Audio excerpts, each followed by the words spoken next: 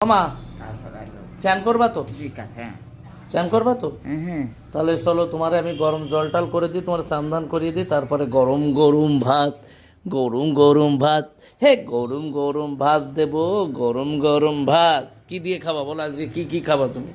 যা যা খেতে চাও তাই তাই খাওয়াবো। কি কি খাচ্ছি আমরা সবটা খাচ্ছি আজকে তো সব খাচ্ছি না? হয় তোমার ছেলে সব খায়? হ্যাঁ দেবাশিস সব জিনিস খাওয়ায়? হ্যাঁ বাহ বাহ, তাহলে এই কথার জন্য একটা কিছু দিতে হবে খেতে, তাই তো?